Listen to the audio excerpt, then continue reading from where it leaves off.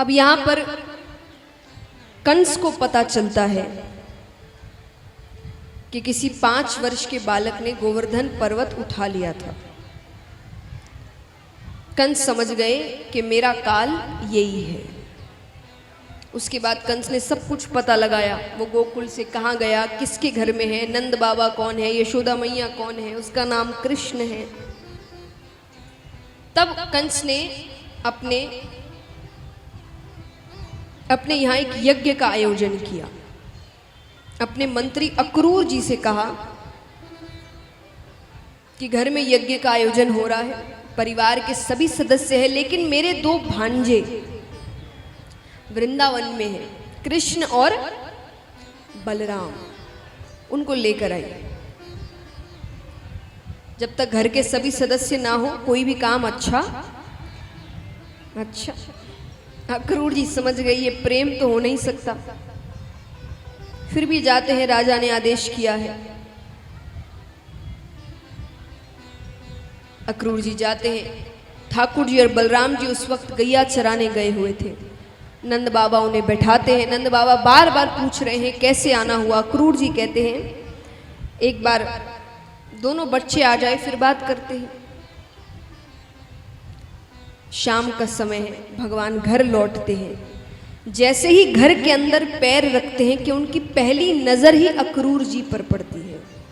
एक बार के लिए मानो भगवान का दिल बैठ गया।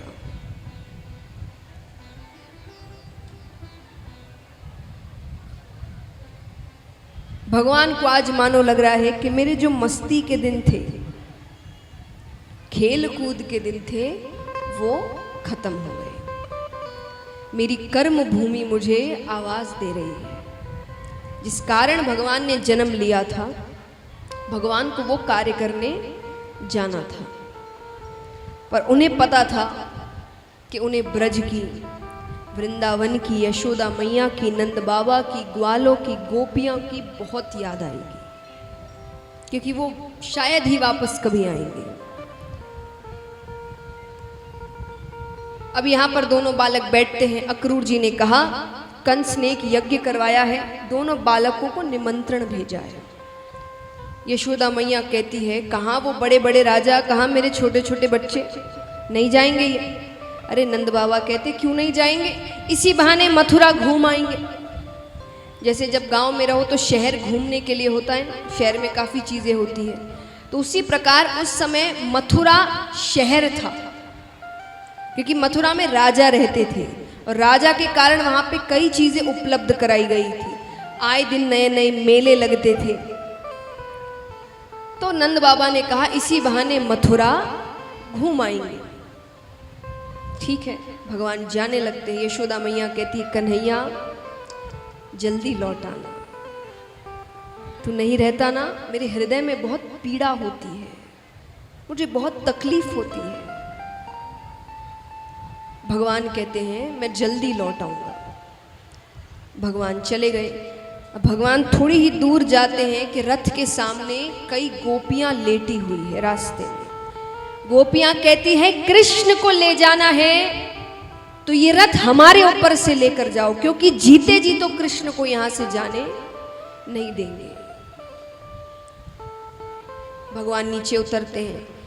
भगवान कहते हैं तुम कहोगी तो मैं नहीं जाऊंगा, लेकिन अगर मैं नहीं गया तो मुझे बहुत तकलीफ होगी, दुख पहुंचेगा। तुम चाहती हो?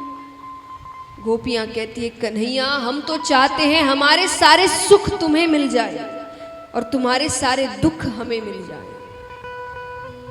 अगर तुम्हें जाने से खुशी मिलेगी तो जाओ, पर जल्दी लौट आना, क्योंकि तुम्हारे बिना वृंदावन नहीं रहता। थोड़ी दूर जाते हैं कि गोपी बैठी है निढाल अवस्था में, मानो आज किसी ने उसके प्राण हर लिए। कौन थी वो गोपी? हाँ बताइए। राधा। भगवान जाते हैं। भगवान कहते हैं राधे तुम्हें तो सब पता है, तुमसे कुछ नहीं छिपा।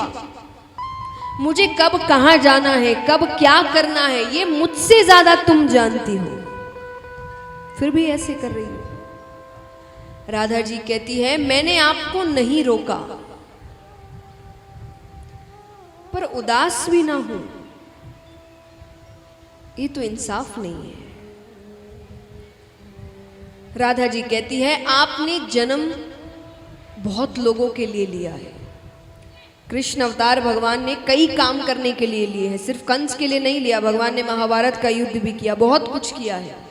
तो राधा जी ने कहा कि आपने अवतार बहुत कुछ करने के लिए लिया है, बहुत लोगों के लिए लिया है, मैंने किसके लिए लिया? राधा जी ने किसके लिए अवतार ग्रहण किया? सिर्फ तुम्हारे लिए।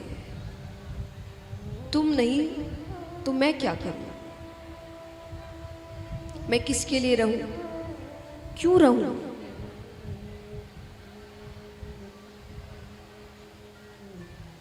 तो भगवान जाने से पहले राधा जी को अपनी बंसी देकर जाते हैं। भगवान ने राधा जी से अलग होने के बाद कभी बंसी नहीं बजाई। वो बंसी राधा जी को देकर चले जाते हैं। भगवान कहते हैं मैं जरूर आऊंगा, मेरा इंतजार करना। चले गए। थोड़ी दूर जाते हैं, कुछ ग्वाल बाल मिलते हैं, वो कहते हैं हम भी साथ चलेंगे। भगवान कहते चलो। मथुरा पहुंचते हैं। अक्रूर जी से कहा आप राजमहल जाइए, हम थोड़ा घूम कर आते हैं। अब वो अपने दोस्तों को घुमा रहे हैं, कपड़े दिला रहे हैं, ये कर रहे हैं, मेला दिखा रहे हैं। फिर भगवान ने कहा कि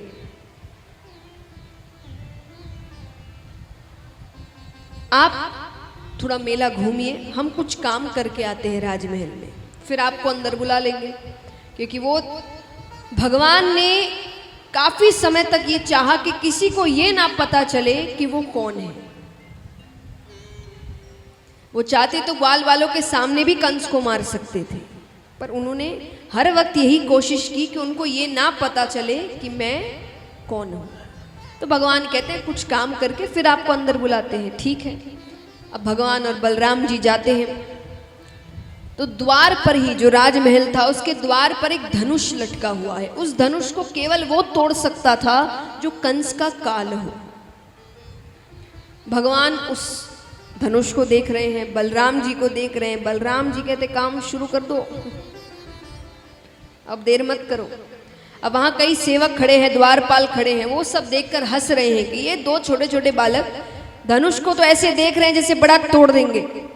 भगवान ने उस धनुष को ऐसे तोड़ा मानो एक छोटा सा बालक एक छोटी सी टहनी को तोड़ता है।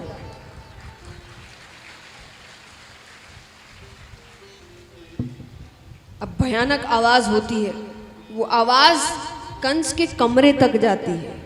कंस समझ गया मेरा काल राजमहल में प्रवेश कर चुका है। भगवान अंदर आते हैं। कंस अपने कुछ दैत्यों को भेजता है। बलराम जी कहते हैं इनको तो मैं ही देख लूंगा। उन दैत्यों का वध करते हैं। अब सामने कंस आता है। भगवान और कंस का युद्ध होता है।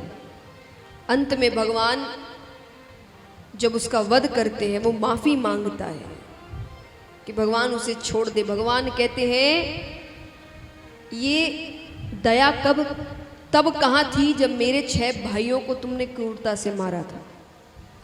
और भगवान अपने हाथों का प्रहार कंस की छाती पर करते हैं कई बार, और इस प्रकार वो उनका वध करते हैं।